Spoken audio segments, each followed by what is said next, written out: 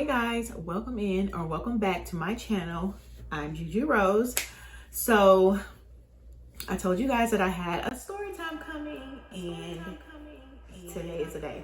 So I'm going to tell you guys about my second breastfeeding journey. It went totally different from my first breastfeeding journey. My first son, I breastfed him for 18 months, 0 complications. He latched, everything, it was just phenomenal. You know, no complications whatsoever. But like I always preach, you always have to be prepared for what may go wrong because you just never know. So anyways, before we get into this story, if you are not subscribed to my channel, please go and subscribe, like my videos, comment, let me know what kind of content you want to see. And don't forget to turn on your notification bell so you can be notified every time Juju Rose posts another video. Okay, so my son was born on July 22nd of 2022. And when he was born, you know, we did skin to skin and was waiting for his cue to eat. So when he latched initially, there was no signs that he had oral ties. You wouldn't have known. Like, he latched, he ate, he was cluster feeding, it was fine. And when we left the hospital is when everything just started to unspiral. So I say that to say this: it is very important, yes, to have a lactation consultant before you have the baby, you know, to be followed up with in the hospital, and then to continue. You don't just, you know, you break that care because you don't know when it's going to go wrong. So like I said, he was nursing fine in the hospital. We got released right at 24 hours. And when we got home, that's when I started to notice stuff. So he would be nursing, and then when he was done nursing, he would still be screaming. And the type of scream that he was doing was like a hunger scream. Like, I'm not full, I'm not satisfied, I'm still hungry. So I would put breast milk in the bottle and then just give him the bottle. Because I'm like, what is the problem? He's nursing, he's screaming. After he's done, then I give him the bottle and then he'll be fine. So that was one. The second thing, he started to click. In the hospital, he wasn't clicking. So like, it sounds like when they're sucking. I don't know, but it's called clicking. So he started clicking when we got home. He didn't do any of this in the hospital. He wasn't doing any clicking in the hospital. When we got home, he started clicking at the breast. And when he was clicking, milk was also dripping like down the side. And I'm like, okay, that's not right. And because I'm in this field, you know, obviously I'm a postpartum mama. You already know how that is. But this is what I educate on. And I already knew, like, right away. I'm like, he has an oral tie. Whether it's a tongue, lip, both, he has some oral restrictions. I knew right away with the clicking. And then another thing was my nipples were lipstick shaped. So after he would be done nursing and he would get off, and I would look down and they're shaped like at the end of a brand new lipstick. So I'm like, that's another sign. And, you know, I know all these, you know, and it's like, he was like textbook, like everything in the textbook was like his signs and symptoms. And it was just like, you know, since I do this and I'm like studying it all the time or whatever, and I was just, you know, studying to take my IBCLC boards, which I passed, by the way. And I'm just like, oh my God, every single thing in the book for a tongue tie or lip tie, he's doing. So he was doing the clicking, my nipple was shaped like a lipstick. What else did I say? Oh, the leaking of milk. So that lets me know he didn't have a tight suction because he was dribbling milk. The not feeling full, so he was not emptying my breast. Like, even, I know in the beginning, because I know how my milk production is, and you know, when you have the engorgement, like, they're really full. But like after the like initial engorgement discomfort, I still had discomfort. Like, my breasts were still like just too full, and I'm like, he's not emptying well. And so I started pumping right away. Like, I kicked into gear, pumping right away. I think by like day 5 of life for him is when I just started exclusively pumping. I'm like, it's putting too much strain on him. Like, he's at the breast nursing, you know, he's like struggling. Like, you could see like him like with his tongue and like really trying to get his food. And I'm like, as a mom, you know, that's like that hurts your mom heart. Like, I don't want to see him struggle for his food. I want him to know that his food is available and for him to feel full. So I'm like, why make him nurse and then he's not feeling full after, and then just to see him like, you know, clicking and like really trying to get that good latch. So at day 5, I started exclusively pumping and I was just giving him the bottle.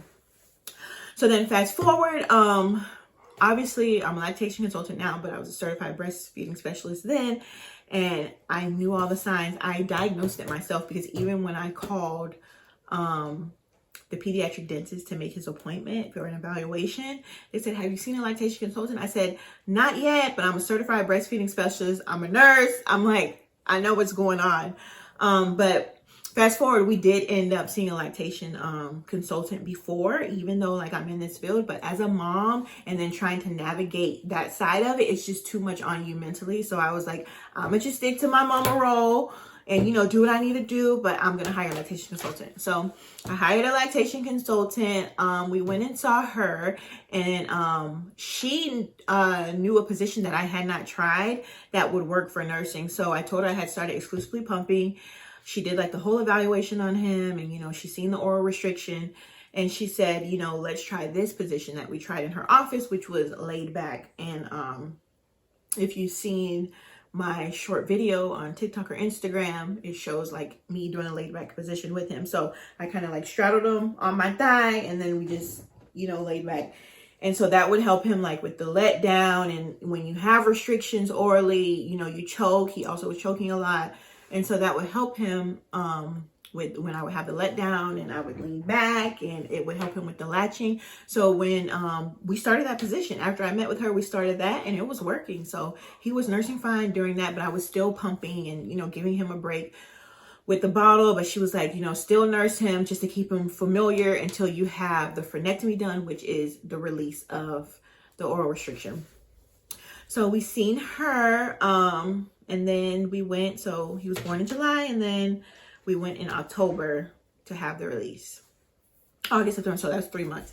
So we went in October to have his release. The process was very emotional just because, you know, just seeing him and crying and stuff. And I know he wasn't in pain and it was quick or whatever, but I found a pediatric dentist, and I wanted one specifically that did it with a laser and not just cut it. So we found one who lasered. He ended up having, when he did the evaluation, he had a grade 3 for his tongue, and I think he said grade 2 or 1. The lip wasn't as bad as the tongue, but the tongue was severely restricted. So he said that if we did not correct it, he probably would have issues with how his teeth came in, issues with speech, issues with solids and choking. That would have been the issues that he could face. And obviously for me, I want to do what's best for my son and what's best for him, and, you know, just to make sure he has the best quality of life.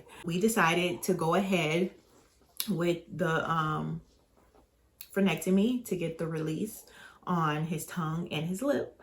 So we had that done with the laser, very quick. From the time they took him from me to the time they brought him back, it was 8 minutes total. Of course, y'all know I'm nervous sitting there just like watching my clock, but literally we were scheduled for, I think, 7:30 or something like that. But he was back in the room with me in 8 minutes. Obviously, he came in screaming. And the dentist was like, whoa, he has a little temper on him. But they numbed him before the procedure. So they numbed him, and then they lasered it. They brought him back to me. He was screaming. She handed him to me. I consoled him, kind of calmed him down. When he finally stopped crying and calmed down, he nursed right away, which I show you guys in my short video on TikTok and Instagram. And I may try to insert a clip here. But he started nursing right away. He nursed, he did good. Right away I noticed that, you know, he wasn't clicking when he nursed, and my nipple wasn't shaped like a lipstick. It wasn't painful. So yeah. Oh, and one other sign and symptom that I left out was the spitting up. Oh my God, like literally. So the clicking, that's swallowing air. So he was swallowing a lot of air. And so when he would drink his milk, like he was almost like spitting up like after every feed. it was crazy. So this also led to slow weight gain. So he was gaining weight slower. He remained on his curve, his growth curve, but he was gaining much slower, and definitely different from my first, like put on that weight so fast. And then with him, it was slower weight gain. I mean, obviously he was still healthy and fine and was not a concern, but it was just slower. His weight gain was slower because he was always spitting up, and his stomach, you know, was irritated from the swallowing of air. So that was also something that I noticed right away when we got the release. Like, he spit up so much. I think on the first day of the release, out of all the times he nursed throughout that day, he probably spit up like 3 times versus it like after every feed. So that was huge for me too, because like spitting up, I was like, you know, I didn't, my first didn't really spit up at all. And with the spitting up with him, it was just like, you know, discomforting. Like, I don't want him to have discomfort. You know, I don't want his stomach to be feeling a type of way. I don't want him to be gassy or in pain. Like, you just don't want that as a mother. You just don't. So that was something that changed significantly. And after the release, like, his weight gain like picked up. And it's like right after it, he just got like so chunky, and everybody was like, dang. And I remember writing about it on Instagram, saying like he had his release and he thrived, and people were like, dang, he blew up. And he really did. Like, he got so much bigger after. So I'm happy with our decision. I'm happy we got it done. Obviously, it doesn't stop now. So after the release, it's not just get the release and be done. You still have to put in the work. So at the office, the pediatric dentist showed me what to do, like how to do the stretches. And that's also my little short video on TikTok and Instagram. But you have to do these stretches. So when he first got it done, I had to do it 6 times a day for 6 weeks post-release. And so you do these stretches because the mouth heals very quickly. You do these stretches to slow healing so that you don't have reattachment and then have to go back for another release. So that's why you have to do the stretches. So his oral motor therapist said, you know, try not to pair like good things with that. So I would try to not like do it with every feed, because I didn't want him to think like, oh, before a feed, I'm going to have to do this. So I just set alarms in my phone. I had 1,000 alarms, y'all. I just set alarms, and when my alarm went off, I would do the stretch, and I would just pace out the 6 stretches throughout the day. And those stretches too were like, you know, I'll never forget what the dental assistant said to me. She said, just remember, you're doing this for him, not to him. Because as a mom, when you're doing those stretches and him screaming, especially the discomfort from, you know, the womb and the pain, and you having to go over that womb and stretch it, and it's just, you just don't want to do that to your baby. So, but the nurse in me just, you know, I just did it. I'm like, I gotta do this this is for best for him. So I was able to do that. So me and my husband, we both would do them. Like, I showed him how to do them, and, you know, we put on our gloves, we put a little coconut oil to make it moist. And yeah, we did those stretches, y'all. So we had to do that for 6 weeks after. And then also we put him in oral motor therapy, because when you have oral restrictions and you get them released, you're going to have weakness. Because think about it, when you have restrictions, like your muscles and your jaw, etc., aren't working to their full capability. So you're going to have weakness. So after, it's very important that you do the therapy and the body work so that you can, you know, make sure, you know, you get everything you need to out of this procedure. And that's what I wanted for my child. I love that for him. We did oral motor therapy. They would also do the exercises and do things with him. And I also have a little clip in there when he's there at therapy. But I remember the first one, y'all, he cried the whole time. Like, he cried, and I started crying in the therapy because he just screamed the whole time. Because, you know, it was the first 24 hours after the procedure, and they're in there and just stretching everything, and he was just not happy. But then after that, it was fine. The therapy worked out good. He's now discharged from oral motor therapy because he has like most of his strength back, but we're still doing craniosacral therapy because oral restrictions, it's like a midline, you know, tissue. It's extra tissue. It's a midline issue. So the babies get tightness. And so we're still doing the craniosacral therapy just to help with his tension and his tightness. And, you know, just doing the body work, just doing everything to make sure we get the full healing that he needs. So that's what we did. It's been going well. He's nursing well. I still do pump just because I make an oversupply, so I'm still pumping. But yeah, my baby is thriving. I'm happy that we did the release, but that was what I faced, and that was by far the most challenging thing in my breastfeeding journey. Both, I mean, putting them together, from my son for 18 months and this one, you know, he's about to be 6 months. That's been the most challenging thing for me. So I just wanted to share because this may help somebody. These signs may make you notice something. And one thing I did ask, I'm like, well, how do, you know, formula feeding mamas notice this? Because if my son wasn't at my breast, I would not have noticed. I mean, aside from the spit up, but the other stuff, I wouldn't have seen those things. So I asked the therapist, I'm like, how do formula feeding mamas notice? And she said, there's clicking at the bottle with formula feeding mamas, and then usually like when the solids are started, if you're formula feeding, that's when you'll notice too, because they'll be choking a lot. So I just wanted to share that piece of information for somebody who may need it.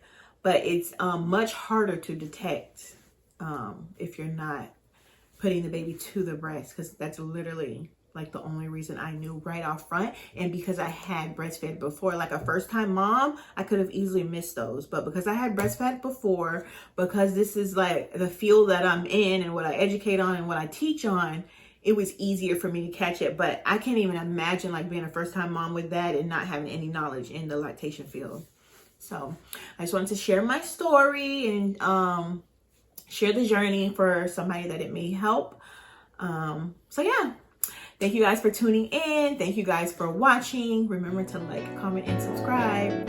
Bye, guys.